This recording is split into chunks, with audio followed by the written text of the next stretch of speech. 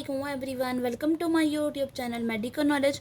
आज की वीडियो में हम लोगों ने अपनी जिंजाइवल इलाजमेंट का ही एक फर्दर क्लासिफिकेशन वाला टॉपिक डिस्कस करना है, जो कि मैंने इस टेबल से आपको बताया भी था कि नंबर 2 पे हमारा बनता है ड्रग इंड्यूस्ड इलाजमेंट, जिसके अंदर हमारे पास 4 हैं: general information, anti convulsants, immunosuppressants and calcium channel blocker. So let's start the video. जी, सबसे पहले हम देखते हैं gingival enlargement is a well known consequence of administration of some anticonvulsants, immunosuppressant and calcium blocker. यानी ये वाली ड्रग्स लेने की वजह से हमारा जिंजाइवा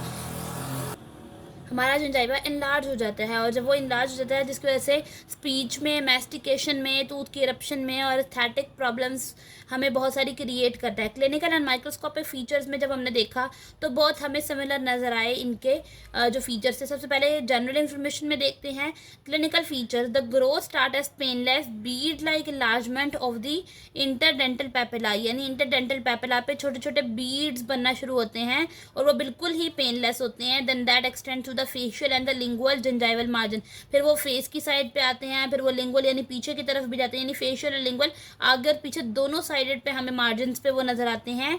और ऐसे ऐसे जिस तरह वो प्रोग्रेस होती जाती है तो ये इनलार्जमेंट्स मिल जाते हैं। मार्जिनल पेपिलरी इनलार्जमेंट यूनाइट और एक बहुत बड़ा मैसिव टिश्यू, बहुत बड़ा सा टिश्यू बनाते हैं जिसकी जो है मोस्टली पूरे क्राउन को ही कवर कर लेता है। That covers a considerable portion of the crown. This may interfere with the occlusion, जिसकी वजह से हमारी जो occlusion है, हमारी जो bite है, it is rarely affected.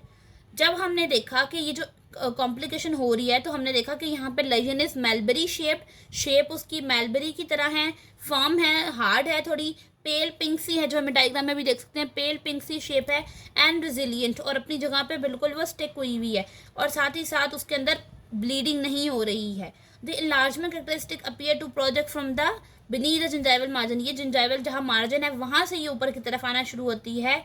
The presence of enlargement make plaque control difficult. जितना ज़्यादा enlargement के चांसेस आपके दांत के जिंजाइवा के ऊपर हैं, उतना ज़्यादा प्लाक वहाँ बनना जो है वो आसान है, और हमें उसको कंट्रोल करना और ही डिफ़िकल्ट है। और अगेन ये एक सेकेंडरी इन्फ्लेमेटरी प्रोसेस है, यानी इन्फ्लेमेशन भी यहाँ पे होती हुई हमें नज़र आएगी।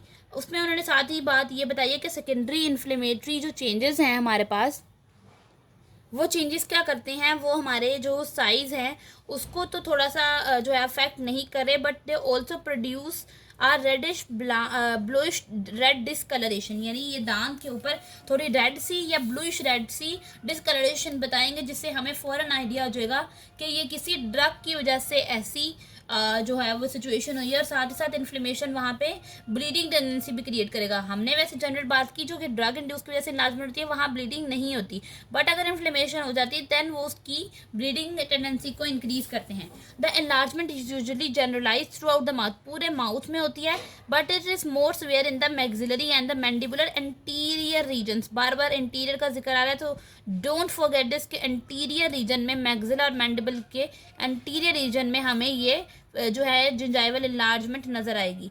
It occurs in the areas in which teeth are present, ये उन एरियाज में होगी। एंटीरियर टीथ पे तो मैंने आपको बता दिया कि ये है। उसके आगे वो कहते हैं ये hyperplasia of mucosa in the edentulous mouth. अब वो कह रहे हैं कि ये उन लोगों में नहीं होगा, it occur in the areas in which teeth are present, ऐसे लोगों में नहीं होगा जिनके अंदर दांत ही नहीं है। जिनके अंदर दांत होगा उनके अंदर ही ये ड्रग इंड्यूस्ड जिंजाइवल इनलार्जमेंट होती है। जिनके दांत नहीं होते उनमें जिंजाइवल इनलार्जमेंट नहीं होती। दैट मीन्स ईडेंचुलस पेशेंट में नहीं होती हमारे पास जिंजाइवल इनलार्जमेंट, जो कि है ड्रग इंड्यूस्ड।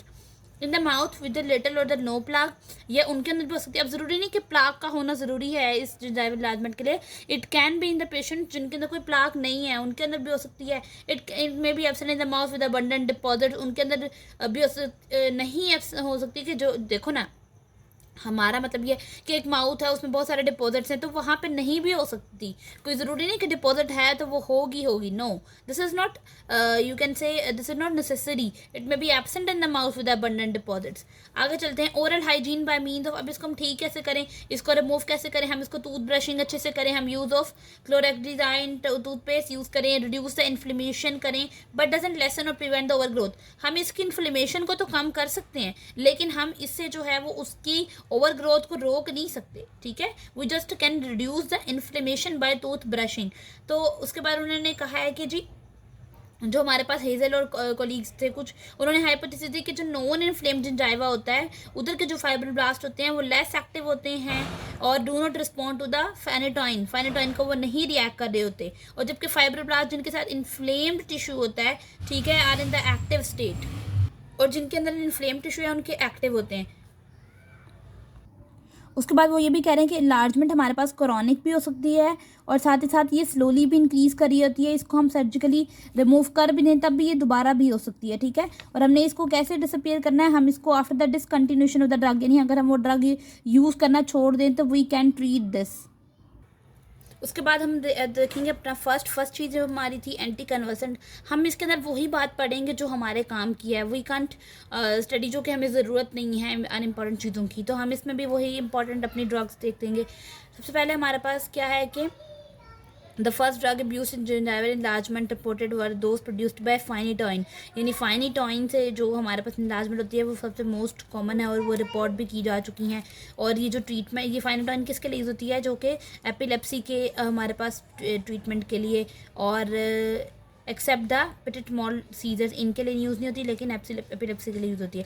इस तरह और सी हमारे पास कौन सी है, एथॉइन जो है जिसको हम पेगानॉन भी कहते हैं, उसके बाद मीफेनेटॉन है हमारे पास, और साथ ही साथ कुछ एंटी कन्वर्सेंट और भी हैं जैसे कि हमारे पास जेरोटोनिन, ठीक है, सिलोटोनिन, ये बस हमें इसके एक दो के नाम याद रखने की ज़रूरत है। तो मोस्टली हमें जो है वो इन पेशेंट्स में नज़र आती है जिनके अंदर ये ड्रग का यूज़ जो है वो हमारे पास ज़्यादा होता है। और साथ में हमें वो एक और बात बता रहे हैं कि फेनेटाइन जो है वो मोस्टली अपीयर होती है इन दी हमारे पास सलाइवा में, देयर इज़ नो कंसेंसस जो है इससे रिलेटेड, और प्लाज्मा और सलाइवा में भी जो है वो हमें नज़र ये आ सकती है। उसके बाद अगर हम इम्यूनोसप्रेसेंट में देखें तो हमारे पास cyclosporine is a potent immunosuppressive agent that is use to prevent organ transplant rejection. हम कभी इसको यूज़ करते हैं जैसे किडनी के ट्रांसप्लांट्स होते हैं, डोनर जब देता है तब उस टाइम में क्या होता है कि रिजेक्शन से बचने के लिए हम साइक्लोस्पोरिन को यूज़ करते हैं, और साथ ही साथ हम इसको डिफरेंट ऑटो इम्यून डिजीज़ को ट्रीट करने के लिए भी यूज़ करते हैं, ठीक है। और इसको हम बाय द माउथ, ठीक है, इसको इंट्रावेनसली भी हम इंजेक्ट कर सकते हैं और बाय द माउथ भी कर सकते हैं, और इसकी डोजेज जो है मोर देन 500 मिलीग्राम्स हमारे पास होनी चाहिए। उसके बाद अगर हम आगे देखें तो साइक्लोस्पोरिन इंड्यूस्ड जिंजाइवल इन्लार्जमेंट जो है वो मोर वैस्कुलराइज्ड है, ज़्यादा जो है हम इसको देते हैं देन द फेनिटॉइन इन्लार्जमेंट, ठीक है, वेसल्स पे जाकर रिएक्ट करती है। और स्टडीज़ के मुताबिक जो है 25 to 70% जो है वो इसकी अकरेंस देखी गई है, और चिल्ड्रन को जो है वो ज़्यादा इफेक्ट करती है, ठीक है, as compare to the different मतलब पेरिडोन्शियल स्टेटस के रिलेटेड पेशेंट्स जो हैं उनमें जो है चिल्ड्रन में सबसे ज़्यादा देखी गई है। और gingival enlargement is greater in the patient who are medicated with the cyclosporin and calcium channel blocker, इनके अंदर ज़्यादा है as compare to the phenytoin. ये बहुत इंपॉर्टेंट MCQ है। और साथ ही साथ उन्होंने नीचे एक और बात भी बता दी है कि जो हमने जब माइक्रोस्कोप में देखा तो हमें साथ में कुछ प्लाज्मा सेल्स मिले और उसके साथ साथ हमें कुछ थोड़े से एक्स्ट्रा सेलुलर सब्सटेंसेस मिले, जिसकी वजह से हमने ये सजेशन निकाली है कि the enlargement is hypersensitivity response. Cyclosporin जब इंजेक्ट की गई तब जल्दी से हाइपर सेंसिटिव रिएक्शन हुआ, और हाइपर सेंसिटिव रिएक्शन की वजह से जो हमारे पास जिंजाइवल इन्लार्जमेंट है वो हुई। उसके बाद वो कहते हैं कि in addition to gingival enlargement cyclosporin induce other major side effect, यानी इन्लार्जमेंट जिंजाइवा की इन्लार्जमेंट के अलावा भी कुछ और इसके साइड इफेक्ट हैं जैसे नेफ्रोटॉक्सिटी, हाइपरटेंशन, हाइपरट्राइकोसिस, ये भी वो हैं जो ये साइक्लोस्पोरिन कर रहा है। और साथ साथ वो कह रहे हैं कि जैसे दूसरी ड्रग्स हमारे पास जैसे हैं टेक्लोमेस जो हमारे पास है वो भी नेफ्रोटॉक्सिक है, यानी हमारी किडनी को अफेक्ट कर रही होती है। अब हम देखते हैं हमारी थर्ड वाला ड्रग जो हमारा है calcium channel blocker. Calcium channel blockers are the drug develop by the treatment of cardiovascular condition. किस लिए? हार्ट डिजीज़ की ट्रीटमेंट के लिए ये यूज़ की जाती हैं, जैसे कि hypertension, angina pectoris, coronary artery, cardiac arrhythmias, ये सारी हार्ट डिजीज़ हैं और इनकी डिजीज़ के ट्रीटमेंट के लिए हम कैल्शियम चैनल ब्लॉकर यूज़ करते हैं। इनका काम क्या है, ये फंक्शन क्या करती हैं, इनहिबिट कैल्शियम चैनल इन्फ्लक्स, यानी कैल्शियम को अंदर आने से रोकती हैं across the cell membrane of heart, ठीक है, सेल की मेम्ब्रेन से क्रॉस नहीं होने देती, ना ही स्मूथ सेल्स में आने देती हैं। इस तरह वो इंटरसेलुलर मोबिलाइजेशन जो है यानी कैल्शियम की अंदर आने की वाली हरकत सारी स्टॉप कर देती हैं, जिसकी वजह से क्या होता है, reduce the direct dilation of coronary arteries. तो कोरोनरी आर्टरीज डायलेट करती हैं, आर्टेरियोल्स डायलेट करती हैं, और उन डायलेट करने की वजह से उनकी ऑक्सीजन जो है वो सप्लाई इंप्रूव हो जाती है, ठीक है, और उसके साथ ही साथ हाइपरटेंशन भी कम हो जाती है। जितनी डायलेशन है उतनी अच्छी ऑक्सीजन सप्लाई और उतनी अच्छी डायलेशन। ड्रग्स में हमारे पास कुछ ये ये बता रहे हैं कि ये डाईहाइड्रोपिरिडीन जो है डेरिवेटिव्स हैं, और भी ये ड्रग्स के नाम है, बट मेन हमने बात ये रखनी कि ये कौन सी हैं, डाईहाइड्रोपिरिडीन डेरिवेटिव्स हैं ये calcium channel blocker. Some of the drugs induce gingival enlargement, जैसे कि कौन सा कह रहे हैं, निफिडिपीन जो है मोस्ट कॉमन यूज होने वाली gingival enlargement में 20% पेशेंट में देखा गया है।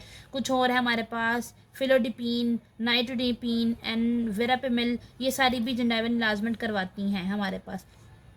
जो नीडिफिपीन है ये यूज होती है with cyclosporin in the kidney transplant, यानी किडनी ट्रांसप्लांट के लिए हम साइक्लोस्पोरिन को भी यूज़ करते हैं, लेकिन साथ साथ हम नीडिफिपीन को भी यूज़ करते हैं। And the combined use of both drugs induces larger overgrowth, और जो ओवरग्रोथ होती है वो इनकी यूज़ करने की वजह से और ज़्यादा हो जाती है। ठीक है, तो ये आज के हमने टॉपिक में अपनी ड्रग इंड्यूस्ड gingival enlargement के टॉपिक को कंप्लीट किया। And I hope you will guys like this video, and if you will like then subscribe our channel. और हमने पहली वाली क्लासिफिकेशन कर ली हुई है, अगर किसी ने वो नहीं देखी तो वो जाकर देखें। और नेक्स्ट हम इंशाल्लाह अपनी सिस्टेमिक डिजीज़ के ऊपर वीडियो बनाएंगे, देन हो मेक श्योर कि आप उसे भी देखें।